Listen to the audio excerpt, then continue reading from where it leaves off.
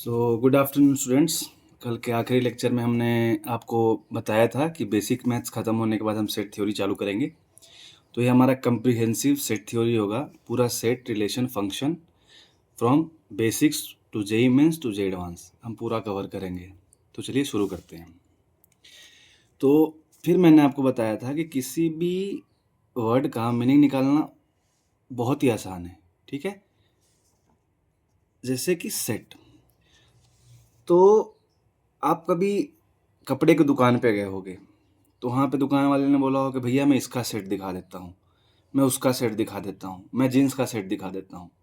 तो इसका मतलब ये तो श्योर है कि भाई सेट तो हमारा कलेक्शन ऑफ ऑब्जेक्ट्स है। इसमें तो नो डाउट कि हमारा सेट क्या है, कलेक्शन ऑफ ऑब्जेक्ट्स है, ठीक है। अभी हम ऑब्जेक्ट्स यूज कर रहे हैं, लेकिन मैथ्स में हम इसको एलिमेंट बोलेंगे। क्या बोलेंगे? एलिमेंट।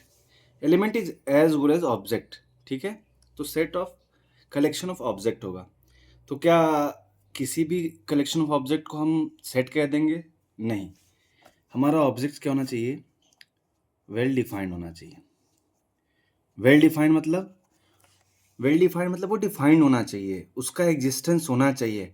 ऐसे ही कल को कोई मुंह उठा के और बोलेगा कि हमारा ग्रुप है, हमारा कलेक्शन है, तो क्या वो सेट होगा? नहीं, वेल डिफाइंड ऑब्जेक्ट्स का ही सेट होता है। नंबर थर्ड, वो डिस्टिंक्ट होना चाहिए। वो डिस्टिंक्ट होना चाहिए मतलब डिफरेंट फ्रॉम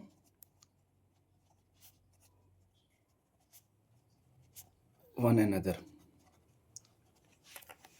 चलिए, तो अब हम इनको तीनों कंबाइन करके कह सकते हैं set is a collection of well defined objects which are distinct और डिफरेंट फ्रॉम वन अनदर, ठीक है। तो अब मैं कुछ एग्जांपल देता हूँ, देखो आप उसको पहचान पाते हो कि वो सेट है या नहीं। अगर हमारे पास कहता है कलेक्शन ऑफ ऑड नंबर्स,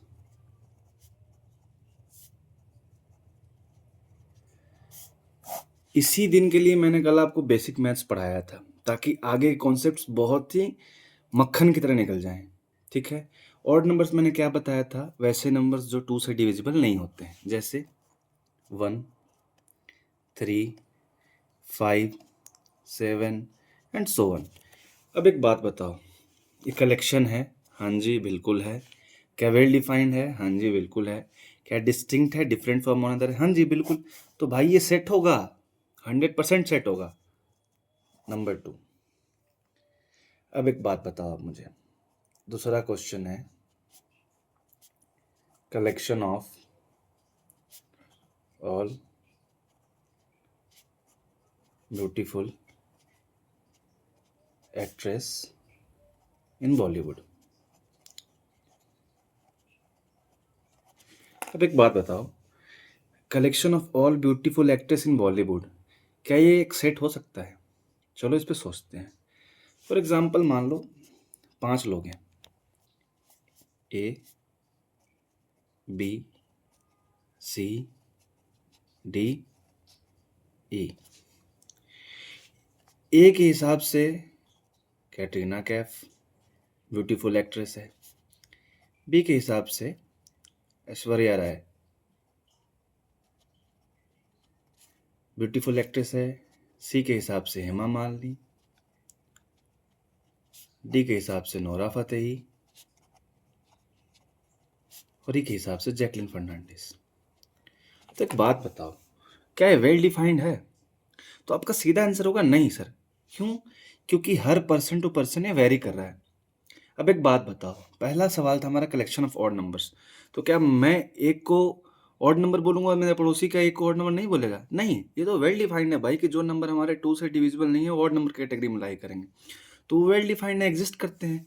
लेकिन ब्यूटीफुल एक्ट्रेस, तो हमारे लिए ब्यूटीफुल का कोई डेफिनेशन नहीं है ना।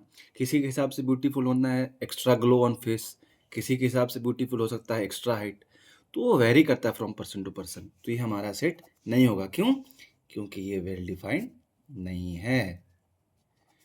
होप करता हूँ कि आपको ये लेक्चर समझ में आ रहा होगा। ये कॉन्सेप्ट्स बिल्कुल हम सेट थ्योरी का धागा खोल देंगे, एक एक कॉन्सेप्ट्स को बिल्कुल बेसिक से सीखेंगे।